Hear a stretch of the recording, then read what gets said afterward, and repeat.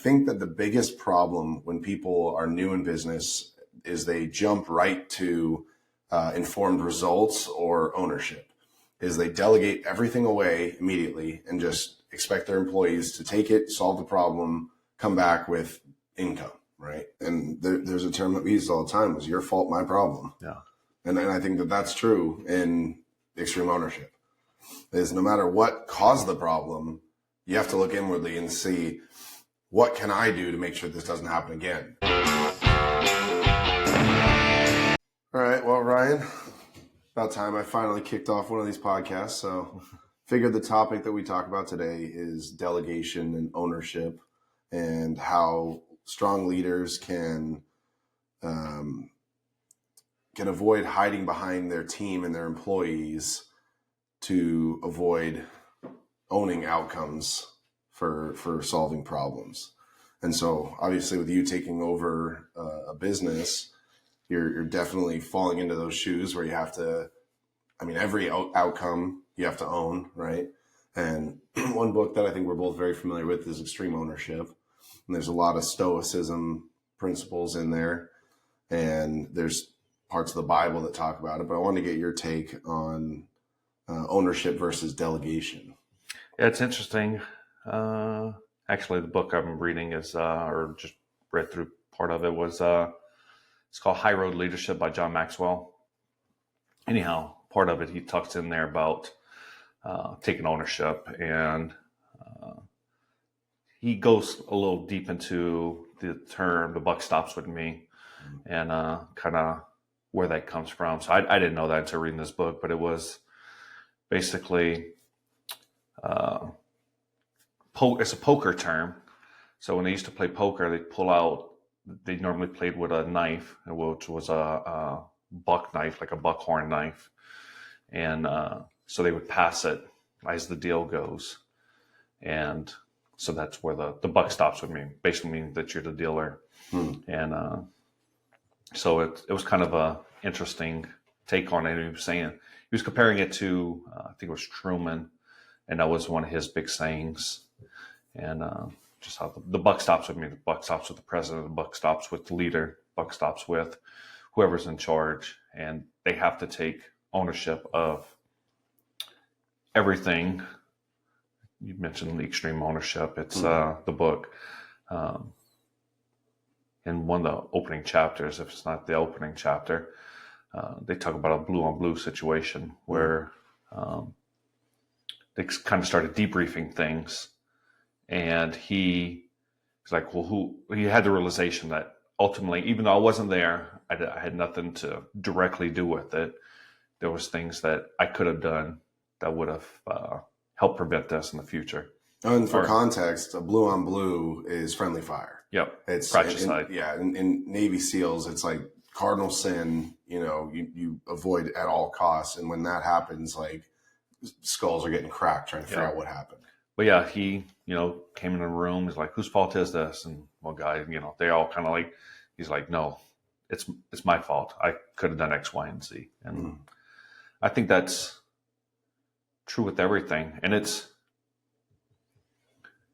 it can get hard. And I think Jocko does a really good job with this. Like, well, I got cancer. How's that my fault? Or my kid has cancer. My kid died in a car accident. And it's situations like that, like you can't own the situation that happened, but you can own how you react and the outcome that comes from it. Yeah. And so I think that's the biggest thing is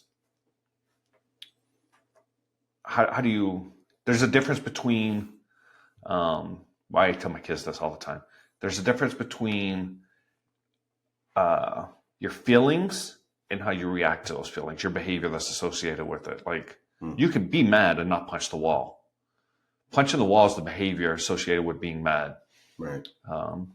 But it doesn't mean that it's good behavior or, like you have to disassociate the two. So, yeah. And I think extreme ownership comes from the, principles of the serenity prayer too, right? The ability to, or what is it? The wisdom to know the difference between the things I can change and the things I cannot.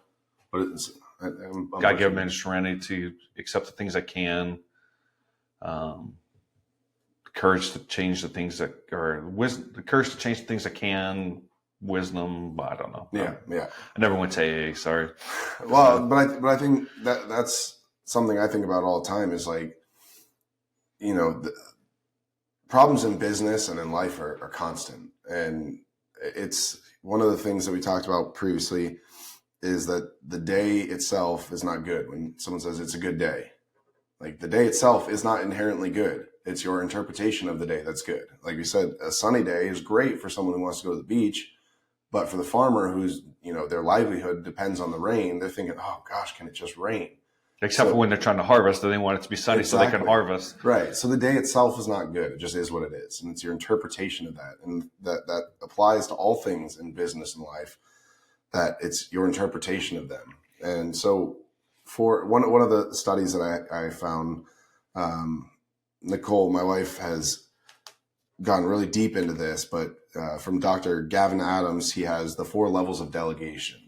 And this really helped when we were managing a team of VAs and we had employees and we had agents and all that stuff. Level 1 is investigation. All I want you to do is research and report back.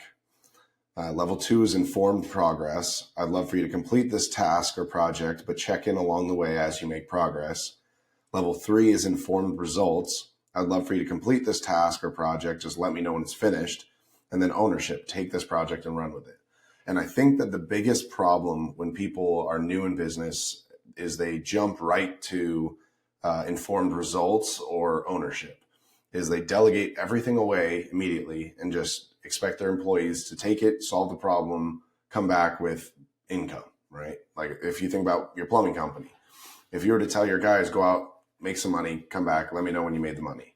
Like that is level 4 ownership. In the military, we have a rank structure, right? Like you start off as junior enlisted on the enlisted side.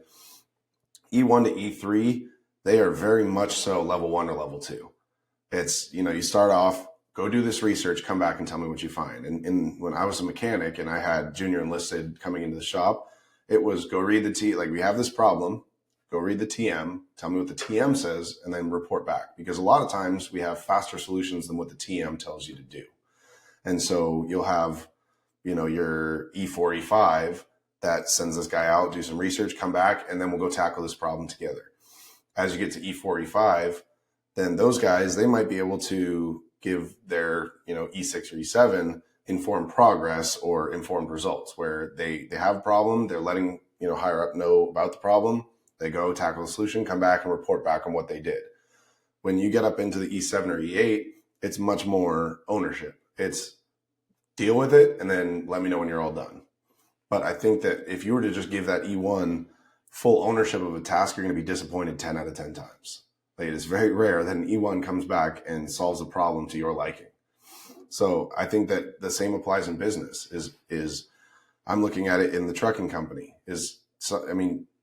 Hooking up a trailer and driving is not hard, but it's all the unknown unknowns in the business of making sure your straps are done right, making sure you're communicating with your receiver, where are you getting fuel from? How does that affect the company's bottom line? Like all of these things that they don't even know to think about, that you give them that informed progress and check-ins so that they can build up the knowledge to be able to do it on their own. And so that's why I really like hierarchical based leadership structures. I've heard things of people saying that, we don't have a hierarchy. We just have everyone's on the same level. And I just don't believe in that. I don't think that's how people learn. And I don't think it's a good way to hold people accountable. NVIDIA has grown. It's one of the largest companies, and they got a pretty flat structure. Like basically everybody reports to the CEO. Yeah. I don't know how many direct reports he has, but the other thing that Jocko talks about in extreme ownership is that no one person is capable of overseeing more than 3 to 4 people at a time. No. And I think in military structure, you have your platoon sergeant who watches over four squad leaders, and those squad leaders might be separated into 2 or 3 teams of 3. And so each level is only reporting to 2 or 3. And Going all the way down to the fire team. Right, exactly. And then, even the first sergeant's only talking to 4 platoon sergeants, and so, and you look all the way up through the levels in the military, they really only need to talk to 4 or 5 of the next level, 3 or 4, 4 or 5, whatever it is. But from division level to brigade, battalion, company, they're all those levels of delegation are there. And I think that holds true, and it's not common in business. I would say it's somewhat common in business, and I don't know, maybe I just coming from the military aspect, I just see it. Like, I think a lot of business, I was talking to somebody the other day, and I think there's a lot of overlap in business that we don't necessarily see, or military business that we don't necessarily realize until we start combining the two. And I think that's part of the reason why you have so many veteran-owned companies, especially post 9/11. Veteran-owned companies. Yeah, and I think in the successfully running ones, then there is that. But in we're talking smaller sub $1 million companies where every employee has a direct line of contact to the owner, and the owner's having to answer mundane, everyday problems. Yeah, I guess if you do that, if you're talking about that, but that's just not a well-run company at the end of the day. Exactly. So. Does it really matter? Does it? Well, the next, like, I think you just have a leadership, and you aren't a level 4 leader at the end of the day. And so, going back to John Maxwell, like, he has the law of the lid. This is 21 irrefutable laws of leadership or something like that. Mm-hmm. The first one is the law of the lid.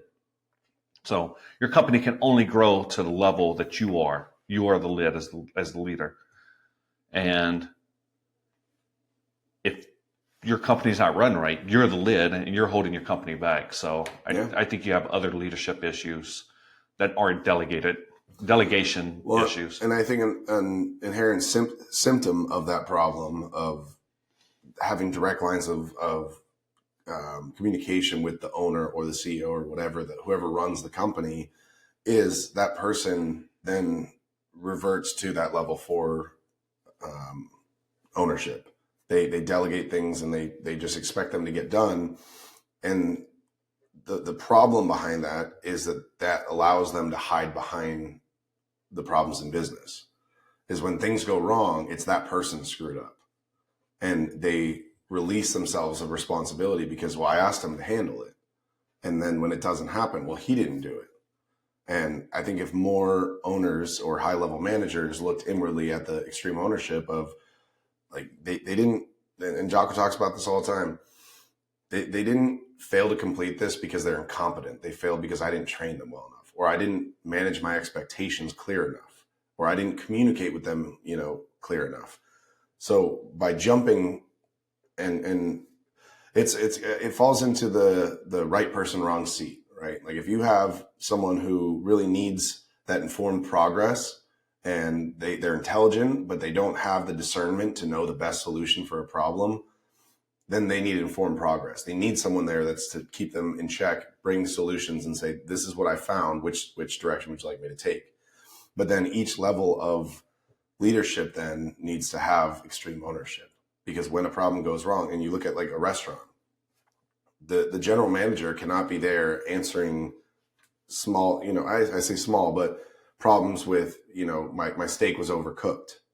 You have floor managers that are there for that. And when it's not handled appropriately, then the general manager should be handling it with the service manager, who should then handle it with the floor managers. If the general manager is handling it directly with I say lowest level employee, but the direct to customer employee, that's taking them away from the parts of the business that require their attention. And if we look at the dollars per hour of being a business owner, and we've talked before about finding tasks. If you're a $200 an hour employee and you're handling $20 an hour tasks, you are losing $180 an hour by focusing on those tasks and not focusing on the overall business, and the overall business will crumble. I can agree with that. I guess when you mentioned like someone messing up, I would argue that general manager, whoever the chef manager, the highest, at a restaurant, if you mess up on a steak, especially as a nice restaurant, them coming out to the table and saying, "Hey, apologize for this, take care of it." That is a $200. That's a $2,000 an hour task. Even though the bill, it might be a $20 steak. The reputation of them coming out. So, I mean, I guess I'm just splitting hairs, but I think there's always a time for someone to come out, and that's my biggest problem with people in leadership. Like, I always hear like, "Oh, I heard in the military, the general doesn't do anything." He doesn't do anything that you think he should be doing, but I promise you, they're doing something. Like, just being able to pull that lever. Hey, we're going to comp the, like, I'll give you a prime example. There's a restaurant, when it opened up, I took my daughter there. I went to go watch the Saints were playing, Sunday, and I couldn't watch it or something like that. Took my daughter, it just opened up. She ordered like just a cheese pizza. And they had a piece of glass, like I'm talking about like almost a dime sized piece of glass in her pizza. Oh gosh. And they didn't comp her, in my opinion, they gave her a free pizza. Like, "Hey, we'll get you a new pizza. Sorry about that. We won't charge you for the pizza." You should have comped the whole meal. Like, it was only the two of us. So it was $40 maybe. Yeah. Like, it put a bad taste in my mouth for that. Like, no pun intended. Yeah, I mean, theoretically, you could have killed my daughter. Had to have some kind of major surgery or something like that for swallowing. Like, it was a big piece of glass. Like, it's basically like a beer mug. That thickness. Thick. Yeah. Oh man. And then it was almost a dime size. I mean, it was big enough that she saw it, but she's 7, 8 years old at the time. Oh man. So it was one bite away from owning a pizza shop. Yeah, and so it's just, that was a mismanagement of the management. Yeah. So. Well, and that comes down to the underlying SOPs. Is if, like, when I worked restaurants, they had levels of empowerment. So the manager level, they were allowed to comp anything up to $50. And so if they came across that problem, then they could comp it. Otherwise, they need to go to the service manager. Service manager is allowed to comp the whole tab. And if it's a bigger issue than that, then they get the general manager involved. But they had the SOPs in place to escalate problems. And you hear it all the time with like phone services, right? "Oh, we're escalating this. Like, let me escalate." And then they have too many levels where it takes you 6 hours before you even get an answer, especially insurance companies. Insurance companies are ridiculous with escalation. So it's interesting, and I don't remember the levels. So I worked for Fortune 50 company, roughly. They, like, from the CEO down to the lowest level, they want it to be X number of layers. But in practice, they never make it there. Like, there's, same thing in the military. There's so many different, talk about the E1 to the general, like, there's 400 layers of people in between, and the same thing with a large company. Yeah. But I don't think it should be. Like, I think 4 layers is probably as far as you should, realistically. Well, depending on the size of the company too. Yeah. Because, I mean, you start losing culture. Yeah, of course. And that's one of the aspects. I can't remember which book I was listening to where it's about that growth is once you pass that $10 million company threshold, you need to start having more layers of separation between you and I say scut workers, but like the ones who are doing the actual work, and having middle level managers and all that stuff. At the size company that you have right now, you still could know every name of every employee. But if you double the size of the company, the likelihood of you knowing the names and the backstories of every single one of your employees goes down. You just don't have the capacity to know everyone, and the churn is so high, right? Well, yeah, and I imagine if you go from a $3 million company to a $30 million company. If you 10x that right there, and you 10x the number of employees, the number of output, all that stuff, it is not possible for you to keep tabs on all them. You need those layers. Yeah, I think, and that's kind of the transition. That's one of the reasons why the old owner or whatever, he's still on as partner, but why he sold it is because you reach a point that you can't. There's, they say 3 children, $3 million in a company. Like those are all turning points. I forgot what it's called, something of 3. But so 3 million, 30 million, 300 million. Those are all like inflection points. Yeah. And so I think he was at that point, like I can either sit here forever and rack my brain about everything, or I can accept that he found a ceiling. Yeah. And there's always exceptions to the rule. I'm sure there are companies with 1,000 employees where the CEO has direct contact with all the bottom line employees, but that's an exception.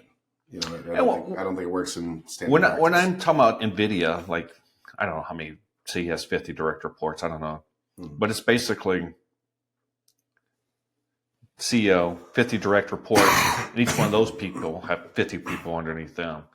So it's a large company, but it's a flat structure versus a tiered structure that you're talking about. Yeah, and I can understand that. It's almost like having 50 employees might be the threshold of a small company, and then if you have 100 employees, then you have 2 tiers of 50 employees. So I think the point still remains. Yeah. And I think the important thing is when we talk about the extreme ownership is the layers of leadership need to be responsible for the outcomes at each level.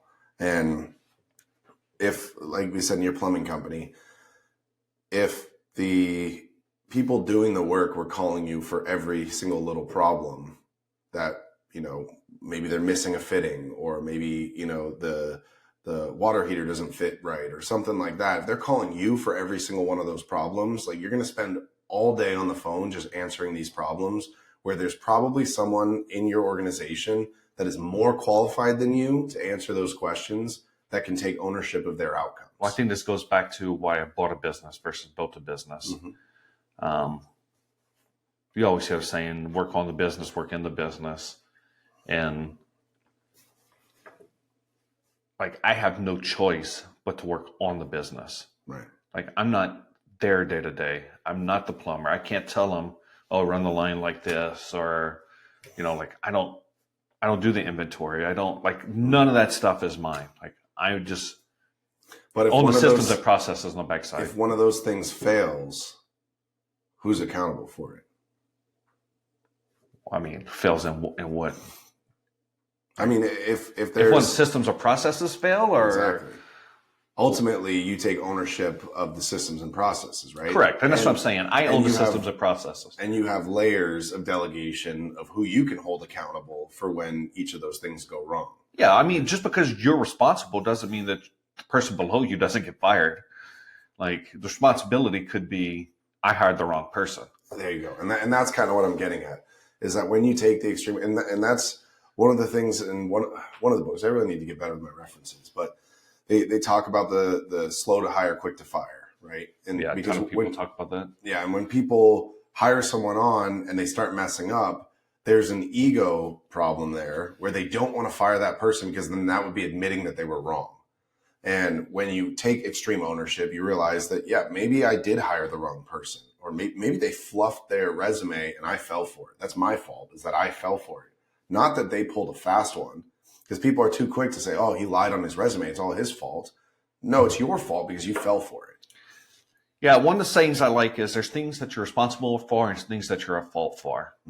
Like, someone could screw something up on the job and get someone killed. I'm just full board. Like, they're still responsible, or they're at fault for that accident. You're still responsible for it as the leader. Like, with systems and process, like if OSHA comes out there and they started investigating it, your systems and processes weren't right. You didn't have the correct tools, all that stuff. Like, yes, that person that, did whatever, I'm just making something up, that got someone killed, they're at fault for it.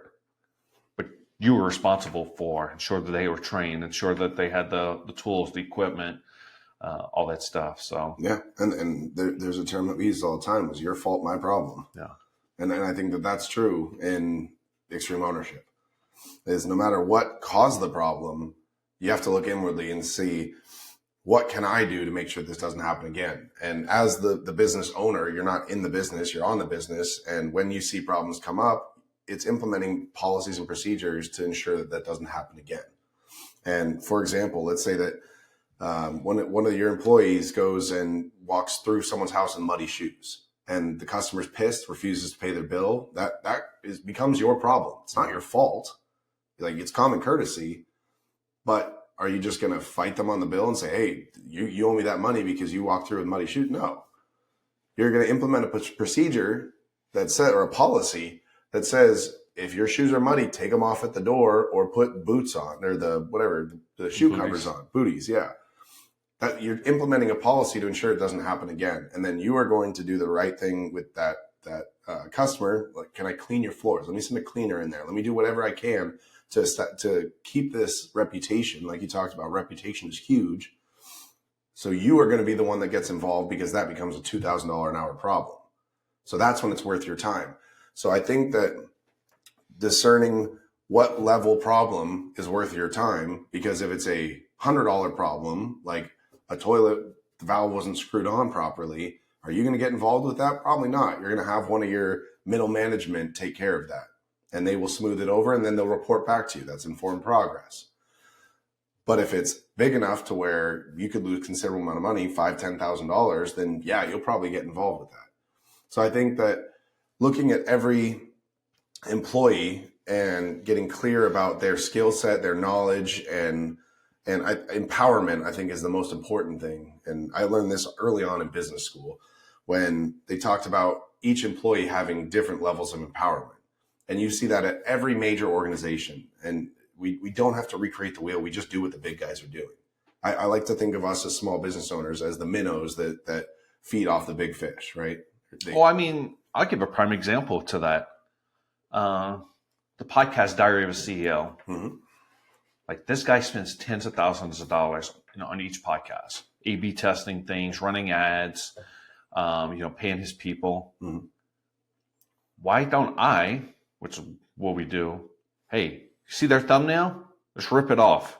Like, he spent $10,000. Apparently it worked somewhat. Exactly. Like, we might not nail it, but does it give me an 80% solution? Does it give me a 50% solution better than what I came up with on my own? Yeah. Like, okay, that's, the titles. Like I said, they A/B test the titles, the thumbnails, the wording on the thumbnails, Mm-hmm. the picture, all that stuff. Like, I'm not going to go through all that, but I see what works, Mm-hmm. and how can we, get a 60, 80% solution based on that. I heard the same thing about investing early on, about if you're ever looking at a place to invest, look where they're building McDonald's, because McDonald's will spend $3 million to put up a $2 million building. Chick-fil-A. Chick-fil-A is a good example too, because Chick-fil-A and Starbucks, those are the two that Right. I think spend the most money. And I don't need to go spend $3 million doing market research. I can just see what the big fish are doing. Yeah. And if they're moving to this area, then that population is probably growing to a point where it justifies them putting $5 million into a location, and I can afford to buy a $300,000 property. Yeah. So at McDonald's, I don't know. I've seen some shady McDonald's. Well, yeah, the historical ones, it's a real estate game. But I mean, look at 204th. You see one pop up right there, and then It was the first thing on 204th. Exactly. And now look at what's all around it. There's 1,000 units within 2 miles of it. There's on 204th from Elkhorn to basically my house. There's 4 Starbucks. I believe it. Is a prime example. It's ridiculous. Yeah. Like, there's one half a mile from here. There's another one 2 miles from there. There's one in the grocery store, and then there's one in Elkhorn. But they still can't control the market share over scooters. Yeah, it's crazy. Yeah. So I think to wrap this one up, I think that it's important to look in an organization and determine, one, if you laid out all your employees on a board and you looked at their skill set, their knowledge base, their integrity, all their attributes, to determine what level employee they are as far as the levels of delegation, and give them opportunities to excel. And, if they're at the informed progress, are they meeting their check marks? They're doing all the right things. There's less mistakes, and they can move their way. I want to unpack that a little bit more. Like, I think too often we try to make everybody a level 4. Mm-hmm. And for an organization to be successful, going back to the Army, you don't need, not everybody should be, and you don't want everybody to be a level 4. Right. You don't want everybody to be a level 1. You definitely don't want everybody to be a level, or I said level 1. I meant to say 3, and then you definitely don't want everybody to be a level 1. Mm-hmm. Like, you need that mixture of people. Like, you have, and that's part of the structure there. Mm-hmm. Like, we'll just use a fairly large, say 150 employee company. If you're at the top as the CEO, type person, then you have your C-suite, your COO underneath you, and then you have your other C-level people, Mm-hmm. CTO, CMO, CFO, whatever it is, at that level. But you want those people to be level 4. But then from there, you want level 3, level 2, and so as you build out your org structure, those levels, like for me in the plumbing company, I just want the apprentice to be a level 1 person. Hey, go grab that tool. Go grab me this pipe. Go do this. Hey, load this on the truck. Grab that water heater. Yep. That's level 1. Mm-hmm. They're learning to be level 2, and that's what they're apprenticing. Now, once they become a journeyman, now they can go and they're level 2. But if they have something, they're still calling back to the shop. Hey, we have this. Hey, I'm gonna send you a picture. Which level 2 is informed progress. I'd love for you to complete this task or project, but check in along the way as you make progress. Yeah, I guess. Which is more along the lines of what you're talking about. Well, I guess I'm going 2.5 with that, because for us, we just send people out, and I guess they check in with software. So I was helping a client buy a property recently, and they needed to come out and get the sewer scoped, and the sewer wound up having problems.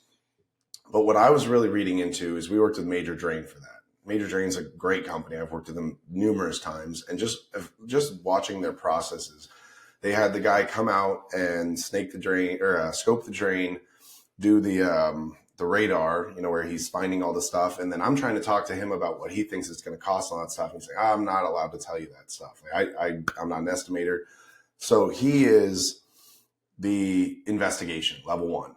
So he's out there just to investigate, report back to the estimator, because the estimator can't be in 15 places at once. They're probably a higher paid employee where they, have more levels of responsibility. They're accountable for more dollars. And if that level 1 employee gave me a price of $500 and then I took him by it, and then the estimator comes back like, no, that's $3,000. Well, that level 1 employee just cost the company a ton of money, because I'm not going to work with them after that. So that level 1 is investigation. He came out, he was the direct contact with me, did the investigation, came back, gave it to the estimator. The estimator is probably an informed results or an informed progress, where he goes and sees all this stuff. He has all of his SOPs. It says, if it's this on a spreadsheet, this is how much it costs. And he has a better understanding of the overhead that the company experiences. And then he probably has a buffer, like for our smart home installation company, we have a buffer of, if we need to get a deal done, then based on the size of the business, we can discount or add margins into that. We still can cover our expenses. And that is at the level 3, where they have the empowerment to make that decision. The ownership level is probably your area manager, your regional manager, or something like that. The CEO does not need to be looking at every single estimate. They don't need to be making those decisions, sending out estimates. That is just a colossal waste of their time. So in that example, all of those employees have a specified, defined task. They could all get paid the same for all I know. But in their areas of responsibility, they have different levels of delegation. And I think that it's important to have that in an organization in order for it to flow smoothly. And that's just part of SOPs. And to what you were just saying, you, as your level goes up, typically so does your monetary reward to it. Like, I'm assuming.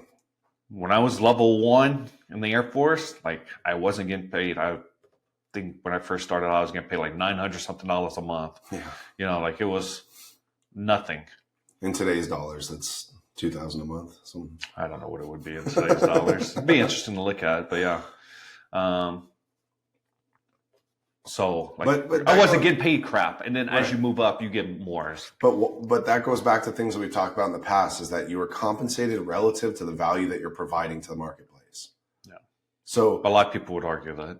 Well, yeah, but the more value you provide to the marketplace, the more your pay increases. I forgot where. I'm pretty sure I read it or saw it somewhere, but like they're talking about negotiating a raise and like, hey, I have this idea. I think it'll bring $1 million to top line revenue. Mm-hmm. I think it's Cody Sanchez that was talking about this. If I can do that, can I get $200,000 of raise? A raise. Yeah, I'm just making something up. Or I think in her analogy, it was like, can I get some kind of ownership? Can I get 5% of the company? And I'll continue to grow it after that. But I think in the first year I can get it to $1 million. If I get it to $1 million, can I get 5% of the company? Yeah. And like now you're starting to pull all these other levers, and now once you're at that level 4 ownership. And there's a salary negotiation called phantom equity. And so what it says is that I know that this company's business has been at $5 million for the last 5 years. If I can get it to $6 million, will you give me 30% of that upside of that extra million? It's very similar to what I'm talking about. Like bringing on a new product center or something like that. But that's to your point. Like you're taking level 4 ownership, I think is what you called it, and running with it. And I think the biggest problem in society, especially when you look at 18 to 21-year-olds, is they believe they are entitled to a pay raise just for showing up on time and doing the job to the minimum standards. Well, I think, go back to our education system, somebody like, well, if you created $1 million in revenue, shouldn't you get larger than 20%? Well, 20% is probably high because you have profit margin. If you're on 15% profit margins, that's absolutely. I was just using made up numbers. No, it's a good example though. But yeah, like you're not. People just think, oh, they make $10 million. No, like the bottom line number might be they make $10 million. They might take home $1 million, right? Split by however many owners or whatever. There's, and then you also have to take into consideration reinvesting for later. Like you don't take all of that. There's companies with $1 billion market caps that are operating in the red, and they look great, from the outside, and that's part of why we started this podcast. Is that people look at the outside and they're like, oh, they make so much money. It drives me nuts when people say, oh, it's a cash cow. Like I had tenants that, that we were at a property the other day, and one of the tenants came out and like, this thing's a cash cow. I wish they put more money into improving things. Like, it's a cash cow. Why don't you go buy one? Yeah, exactly. We have expenses. We have loans. Like we have responsibilities. And so sure, you might be making $1 million a year, but if you have 50% expenses and then, another 30% finances and, it's your margins get eaten up real quick. Yeah. So I think that it's important to note that is that when people approach problems with how can they add value to the bottom line, then sure, ask for a piece of that. I think everyone should look for that. That's the best way to grow their personal income stream is how can I provide the most value to this company? Yeah. So if I had somebody that came to me as an owner and be like, hey, if I add X% or X to the bottom line, can I get 20% of it? And I'll run with it and do it all I'd be like, hell yeah. Absolutely. Like I'll give you 25% I'll take the risk because that's what people don't understand. Like the owner's taking the risk. Mm-hmm. When that vehicle breaks down, like we're talking about extreme ownership, that's my responsibility. Like I got to make sure the vehicle so we put it back in service and start generating money. Like not only do I have to worry about feeding my family, but I got 15 other families I got to feed now, or make sure they're getting fed. So there's a ton of risk there. Like I took a loan out to buy this business. Mm-hmm. So there's risk there. Yeah. So it's just, you're not going to get a whole 100% because you're not taking any risk. All the risk is on me. I guess is what I'm getting at. And so in closing, what do you think that leaders should be doing to avoid hiding behind delegation? you just got to ask yourself, what could I have done better? Mm. How can I fix this next time? Like I said, taking responsibility and taking ownership of it doesn't mean that you have to do everything. And I think that's where micromanagement starts happening. Like I would rather systems break and people learn. Like if you have a new system that you're trying, hey, this is what the desired outcome is, and let them iterate on it. You schedule, like I had a meeting with someone working on like some triggers, some systems and processes in the back end. And so I'm not the one doing it every day, but I had a meeting with her yesterday. Okay, this is, what I want it to look like. Like a 30-minute meeting twice a week, just as a vector check for people, goes a long way. Well, we've talked before about, I don't remember which book this was again, but where the guy was talking about how he made a huge mistake in the business, and I don't remember if lost a deal or something like that, and wound up losing the company like $1 million or something like that. And when he got called into the CEO's office, he was expecting to be fired. He's like, look, I know, I'm sorry I messed up, and I accept the termination and whatever. He's like, termination? He's like, I just invested $1 million in your education. Like, you're gonna make sure this doesn't happen again. And I think that's such a good outlook to have.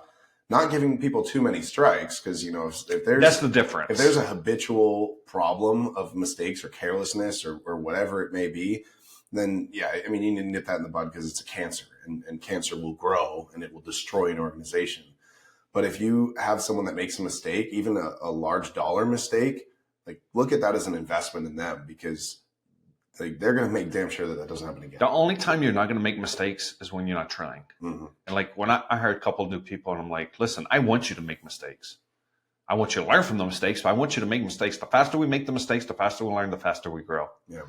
And the same token, if say you're running my email and you keep making the same mistake over and over running my email, like then we have an issue. Right. But if you make the mistake and document it and learn from it, there's no mistakes anymore. Mm-hmm. Like those aren't mistakes; those are issues. Mm-hmm. And once you document the issues and you correct it, the only mistake is when you don't learn from it. And my wife and I have had a saying this year that we want to take action faster and fail faster. So we're trying to take action on every business idea that we have so that we can fail faster. And Cody Sanchez put out a video recently saying that she, talked to a billionaire friend or whatever, and said, what has been your key to success?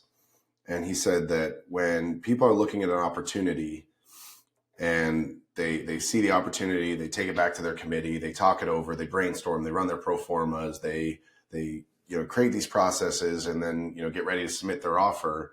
I've already bought the company, made 3 mistakes, and found a better way to do it. Logan Rankin talks about that with real estate. Like he's streamlined his systems and processes. There's no, bottlenecks, if you will. Bottlenecks. Yeah. I love that you said that, because I'm listening to a book right now about supply chain management, and the whole premise, I think it's called The Goal. And it's a different formatted book than anyone I've read before. It's like a storytelling, but I'm getting very immersed in the story, and they're very numbers heavy, talking about finding bottlenecks. And I told you about the idle games that I like to play, the ones like the money manager stuff on the phone. Well, I like finding those things because it teaches you to identify bottlenecks, and then you improve the process. The bottleneck always shifts, and you got to keep knocking down these bottlenecks and improving your processes and procedures in order to identify the bottlenecks. And I think that it's constantly pivoting and trying to, you're playing whack-a-mole a lot of times. But if you're playing whack-a-mole and you don't fix anything, it's just going to come right back. You play whack-a-mole, you improve the process, move on to the next one, and then every time you should be getting better. And so people can look at that as failures. But just like I said with my wife and I, we want to fail faster. We want to find these mistakes faster. Well, as you grow, the systems you made down here, they're going to break. Mm-hmm. Like that's part of the growth is breaking your systems. Mm-hmm. So, and I think the biggest thing that an owner can do to not hide behind that is take responsibility for everything. And if they look at a problem and say, there's nothing I could have done, then you are the problem.